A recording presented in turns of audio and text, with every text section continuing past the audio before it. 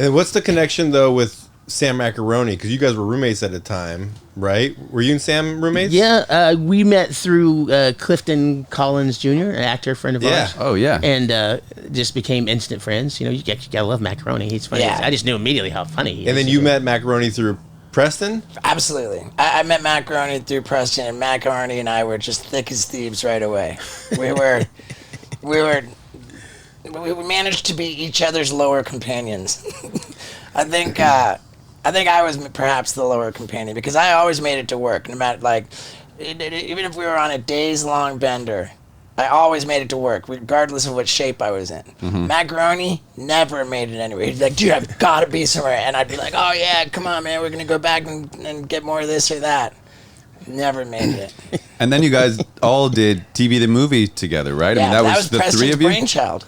Yeah, that was all me there. Well, letting Macaroni direct, I guess. Damn. So tell me about that. You just had kind of like maybe from doing the sketches with Leno or something, you had sketch ideas and you were like, let's make a movie of sketches? Yeah, we had gotten a gig on National Lampoon's Pledge This, a Paris Hilton vehicle.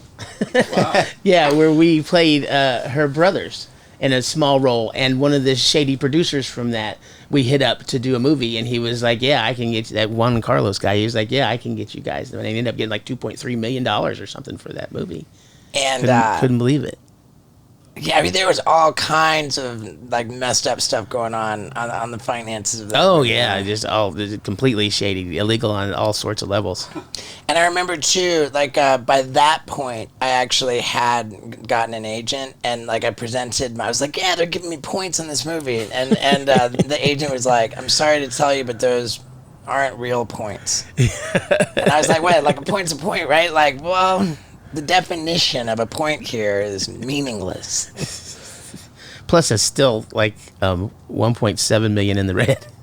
Oh yeah. Wow. Yeah, I mean, dude, that movie had its moments. It was an overall pile of garbage, but it really had some great moments in it. When people bring it up, it's like with reverence, you know, like it's kind of a cult classic. If you saw it and you were, the right age at the right time, those people cult love classics and there's TV the movie. Well, they sold the international rights before we even had the script done. For sure. That was how they make the money, They just people did the. And you never saw a dime from it? Oh, we got sued even over it. You got sued personally. Yeah, no, we got sued. I can't mention any names, of course, but a guy sued us, wanting a writing credit on there. A guy who we had helped us write, come help us. Typist. Oh my God, that's the last thing. If it was like we surveyed 100 people, like I would not have said anybody sued for credit for that. So he sued, and we had to go to court and be deposed and all this, and he ended up winning, which he won a credit on the writing credit on National Lampoon's TV the movie, and he had to pay his attorneys, for that stuff. They said it must have been $75. You can have Steve-O's useless points. So, we'll give you those. So he was getting.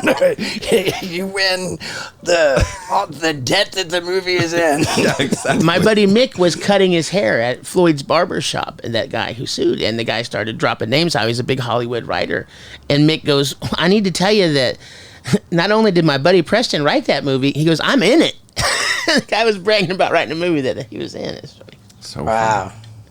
So you're saying that the guy didn't actually write it? No, he wrote. I think he did write one bit or something in there.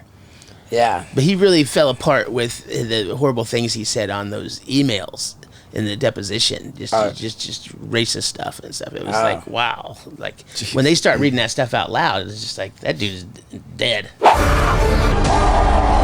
America. If you thought Jackass Forever was crazy, oh boy, do I have a show for you. It's a multimedia comedy show called The Bucket List Tour.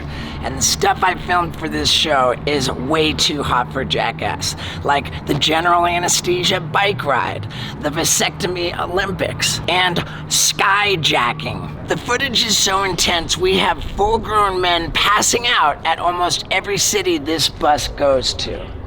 So if you think you can handle it, get your tickets right now at stevo.com. Yeah.